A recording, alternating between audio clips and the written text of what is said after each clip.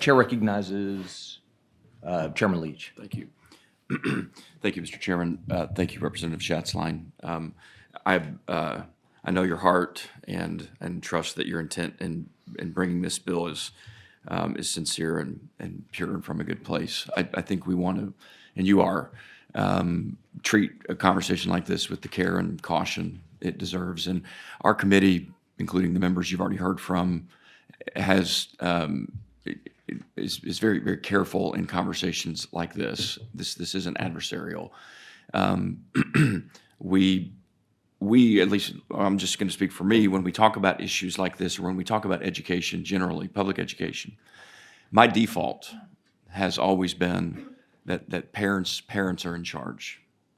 That we are, by virtue of me sending my children for 8 hours a day to public schools, I am inviting the public schools into my relationship with my children, into my family, and asking for them to partner with me in raising up my children. And our teachers, and I think the vast, vast majority of teachers, are committed to that, partnering with parents. My concern with a bill like this is not the intent, because I do agree with you. My concern is the chilling effect that it will have upon a teacher's deference to parents.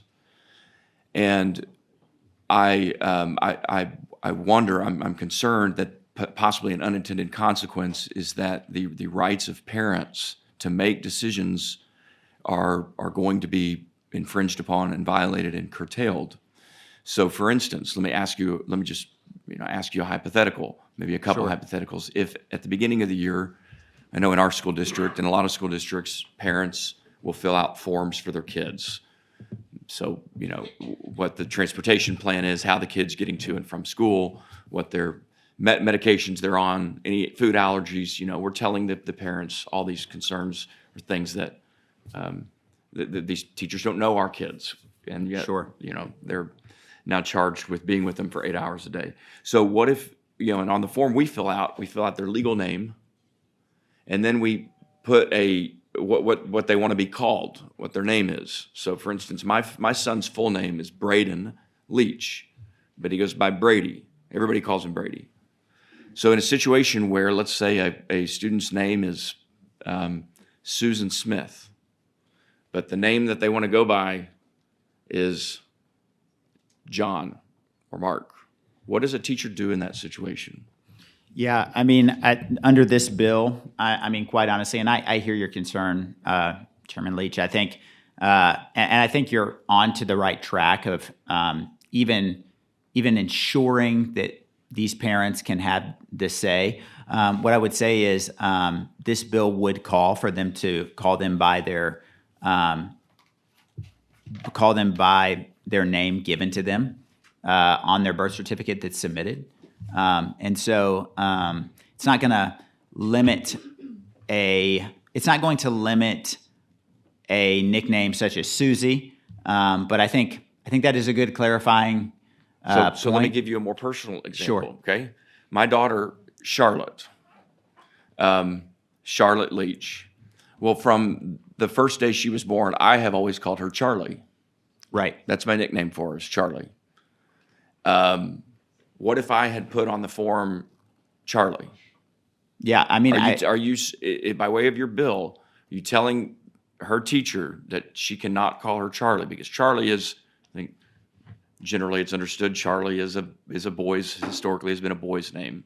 It's short for Charles. Sure. Well, that's just kind of been my cute way of calling her Charlie. Is the teacher not allowed to call her Charlie? No, that's an interesting point. Especially, I think there's probably something we can do within this bill to ensure that isn't is that a parent's right to give a nickname to their child is not prohibited. Because I agree with you. I think that would be an issue, and I think that comes down to intent as well in the name, whether it's a form that we fill out to ensure that parents get to speak into that. Hey, Sure. This is what we're doing, but I'm certainly willing to work with you to ensure So another that. example would be, and I think we've done the right thing. I believe very strongly we've done the right thing in keeping women out of men's sports. I think that's a good step that we in the legislature have taken to protect the integrity of our sports and to fair play and competition. I think there's disagreement up here among that, but I feel strongly we've done the right thing. But let's say in elementary school, so girls in high school and collegiate athletics cannot play football.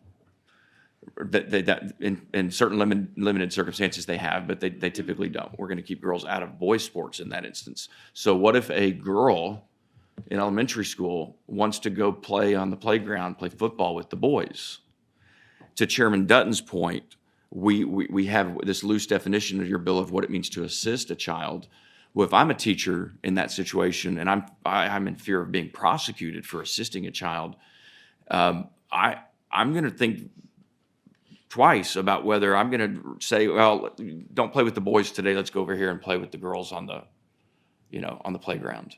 What does a teacher do in that situation? Yeah, no, so I can definitely get you the defined, after our witnesses, I'll be able to define kind of what we laid out here. Let me search through and find the exact portion. But if that is vague, I'm certainly willing to help clean that up. So and that's my whole goal is let's be very careful with the conversation, but also about the language. And I assume that we're going to hear from a witness or two who has a story of a teacher, of an educator going against the wishes of parents.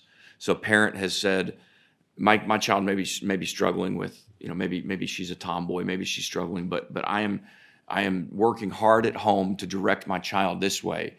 And I have a story of an educator going this way against my wishes. That is conduct that we should be, I think all of us should be very concerned about, is teachers stepping into the role of parents and overstepping their bounds. And so if that is what the goal of your bill is getting at, I'm all in. But when it comes to educators having to constantly question whether they should or should not abide by the wishes of the parents, then that's more troublesome, and we have to approach that conversation with great care and caution. Sure. Thank you, Mr. Chairman. All right, thank you.